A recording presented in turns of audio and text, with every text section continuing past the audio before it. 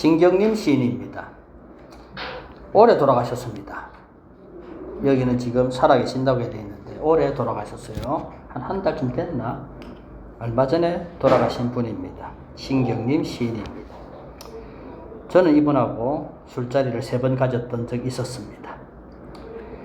어쨌건 이분은요, 그냥 뭐라고 얘기할 수는 없어요. 이분에 대한 얘기는요, 그냥 민중, 한, 가난, 아마 이 정도로, 가난 정도로 좀 되지 않을까 싶고요. 70년대 시인으로 이해합니다, 그냥. 저는 여러분들과 60년대 참여 시인까지 했습니다. 김수영과 신동엽 기억납니까? 자, 70년대를 대표하는 시인 정도로 이해하시면 됩니다. 신경림. 70년 벽두에서야 비로소 우리나라 지식인들이 우리나라 경제성장 뒤에 가려진 노동자, 농민, 도시 빈민에 대한 삶에 주목하게 되었거든요. 됐나? 70년대 도시 빈민의 삶에 주목한 소설가가 누구였죠? 난쟁이가 나오는 거 누구죠? 조세희라는 소설가입니다. 난쟁이 쏘아올린 작은 공 알고 있죠? 마찬가지입니다. 신경림 시인도 가난한 사람들, 가난한 학생 혹은 농민들 그런 분들의 삶에 주목했죠. 64년도부터 경제성장의 가파른 곡선 뒤에 숨겨진 어떤 어두운 그림자들이죠. 맞죠? 70년 벽두에 전태일이라는 분이 온몸에 분신자살하고 난 게 당시 이런 문인 지식인들에게는 충격이었던 거죠. 됐습니까? 그래서 신경림 시인은 그냥 제가 이렇게 했던 해시태그 70년대 농민문학, 민중, 한, 가난 정도 이해하고요. 그냥 바로 대표 작품 하나 하고 됩니다. 자, 시 제목은 신경림의 동무라는 작품입니다. 이미 소재 자체가 전통적이죠. 전통적 소재를 쓰고 있습니다. 자, 일단 먼저 볼게요.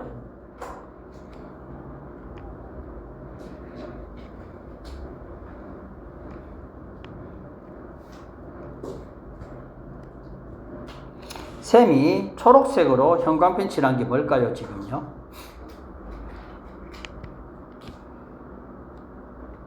이거죠?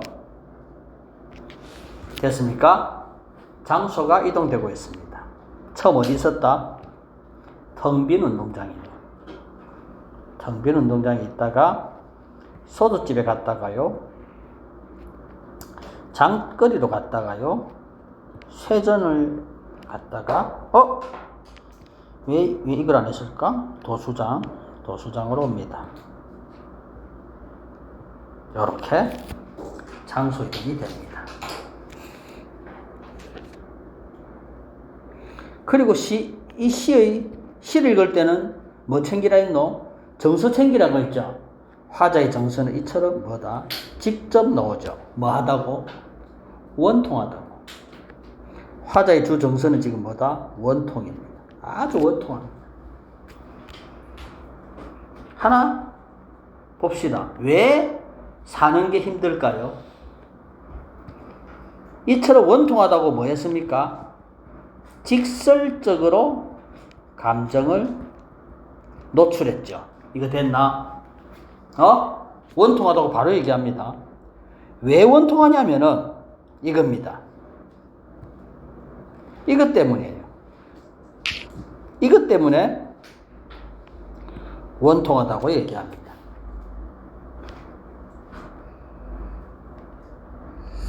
비료값은 농사 짓는 데 있어서 인풋이야 아웃풋이야. 농사 짓는데 필요한 거죠.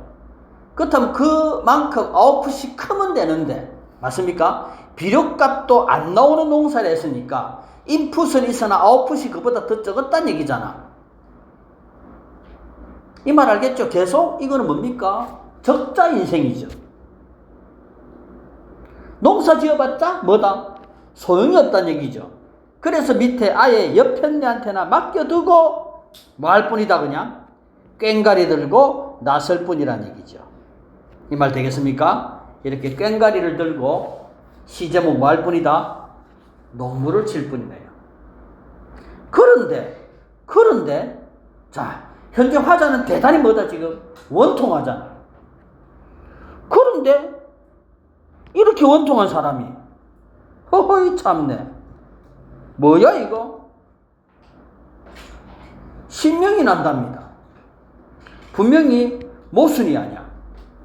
상황상 모순 맞죠? 분명히 이거는 모순된 상황이란 얘기야.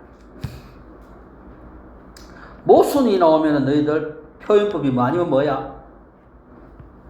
역설 아니면 반어죠. 이따가 한번 해보고요. 분명히 뭔가 상황이 좀 이상하죠. 그래서 지금 이 교재에서도 반어적으로 표현했다란 말 이해됐죠? 분명히 지금 무슨 상황인데 원통화 되어 있는데 원통에서 뭐 합니까? 꽹가리 치는데 맞죠? 왜 신이 날까요? 또라이가? 그죠? 이해가 안 됩니다. 정말로 신이 났다면 진짜 이상한 거죠. 자, 장면 1 가겠습니다. A 장면 갑니다. 징이 울렸다, 막이 내렸다. 막이 내렸다라는 말도 뜻이 두 가지가 있을 수 있겠네요.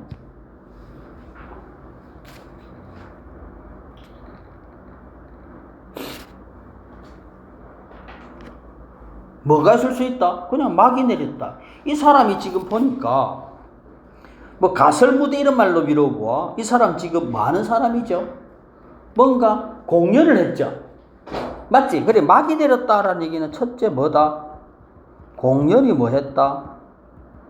끝났다라는 것도 되겠고, 한편 야, 니는 임마 막 내렸다 하면 뭡니까? 니는 막 내렸다 임마. 인생 종쳤다가 되겠지. 맞지? 즉 라이프가 엔딩이란 얘기죠. 이런 두 가지 의미가 있는 거지. 맞습니까? 어쨌건 하강 이미지죠. 그 상태에서 얘네들 어느 무대에 있었습니까? 어느 무대에 있었던 애들이고 다 가설 무대에 있었죠. 이 사람들은 라이프가 엔딩했다면 평생 어디에서 피해를 살았다? 가설 무대죠. 정식 무대가 아니고 철거되고 세우고 철거되고 세우고 됐죠. 이 가설 무대가 뜻하는 것은 이 작품의 화자의 지나온 삶이 그만큼 뭔가 정착하기 힘든 그런 부평초 같은 뜨내기 같은 삶이다도 암시할 수 있겠죠. 그리고 아니나 다를까 구경꾼조차 다 돌아가고 난 어떤 곳이다? 텅 빈 곳이네요. 아까 얘기했습니다. 신경림 시인은 몇 년대 대표 시인이라고 했죠? 1970년대죠. 아까 제가 얼핏 얘기했습니다. 산업화에 고도의 경제 성장의 이면에 감춰진 거죠. 맞죠? 그렇다면은 많은 시골 청년들이 뭐 했습니까? 다 전부 다 서울에 가서 공돌이 공순이가 되었죠.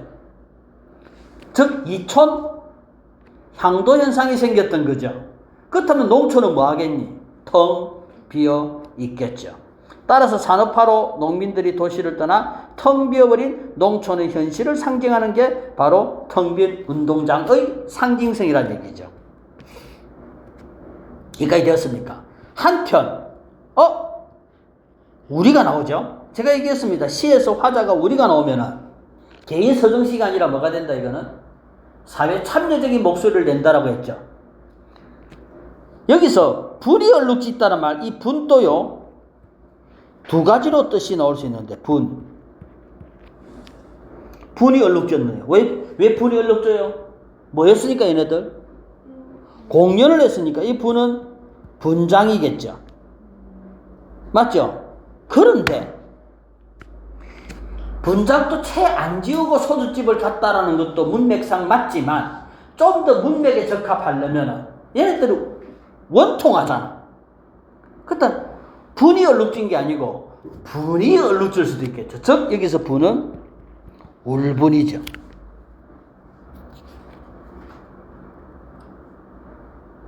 필기 따르고 있습니까? 이 작품은 해야 됩니다. 그렇게 얼룩진 얼굴로 학교 앞 소주집 가서 뭘 마신대요? 소주를 마십니다. 사실 막걸리보다 여기서는 소주가 어울리는 거 맞죠? 씁니다. 그렇다면 이 술의 기능은 분명히 고통을 달래기 위한 그런 목적이면은 분명합니다. 맞습니까? 고통을 달래기 위한 목적이면은 분명하네요. 술의 기능입니다. 텅 빈 운동장 상징성은 농촌의 현실. 맞습니까? 학교 소주집은 뭐하러 갔습니까? 원통을 달래러 갔죠. 그러면서 원통하다고 직설 얘기하죠. 이제 꽹과리를 들고 어디 갑니까? 장거리로 나갔습니다. 여러분들 봐봐. 장거리로 가면은 보통 장터 아닙니까? 장터로 가면은 사람이 뭐 해야 돼? 혼잡해야 되죠. 그런데 사람은커녕 조무르기들 뿐이고 처녀 애들만 있죠. 여기 했잖아. 여기도 결국 젊은 남자는 없고 여자와 아이만 남은 그런 거다.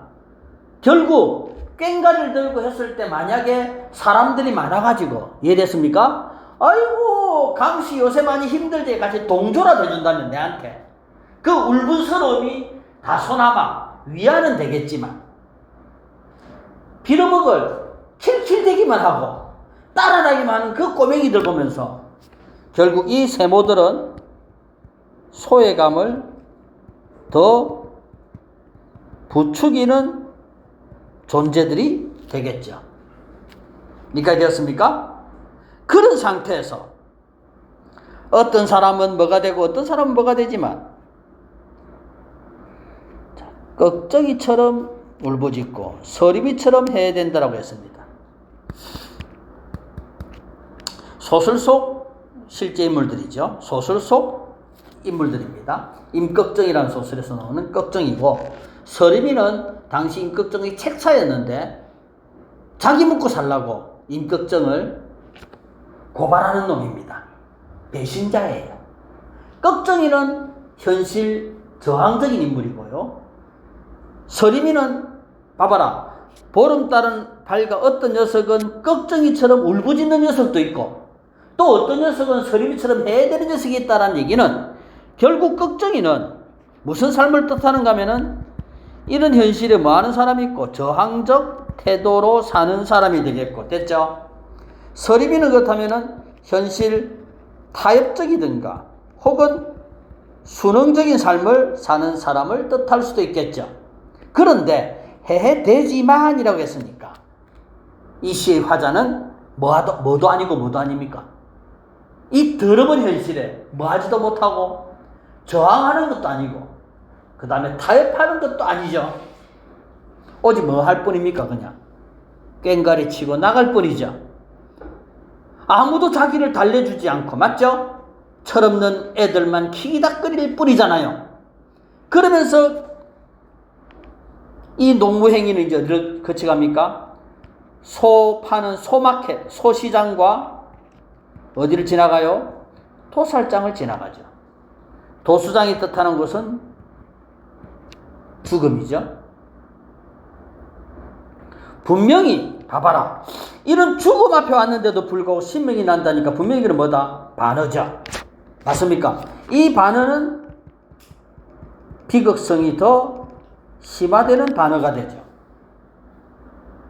그런데 깊게 생각하지 않고 선생님 도살장 왔는데 신이 난다 했네요. 두 개가 그냥 뭐예요? 모순이에요. 하면은 뭐가 된다 그냥? 역설이. 이거는 표면적 의미로 보았을 때는 역설이 되겠죠. 사실 진짜 신이 날 수도 있죠. 제가 역설의 기능 뭐라 했습니까? 진리를 포함한 데 있습니다. 심오한 진리가 있대. 마마마파파파. 이씨, 여러분 하다가 진짜 울분이 터져가지고 꽹과리 치다 보니까 신이 난다. 신이 난다. 뭔가 좀 더 저항적인 그런 분노의 목소리가 나는 듯 하기도 하다라는 얘기입니다. 이게 되겠습니까? 역설로 보든 반으로 보든 아마 모든 선생님들 아마 두 개로 다 볼 겁니다. 어쨌거나 신명이 난다는 것도 신명 날 수도 있다는 얘기입니다. 굳이 모순이 아니고 이 신명이 저는 어떨 때 보면 더 무서움까지 나오네요. 아주 신명이 난다. 으아, 신이 난다. Son of a bitch. 왜 얘네들은 굶어요? 왜 얘네들이 힘들어요? 열심히 안 했습니까? 했잖아요. 따라서 얘네들이 가난 이유는 사회 구조적 모순 때문이었죠.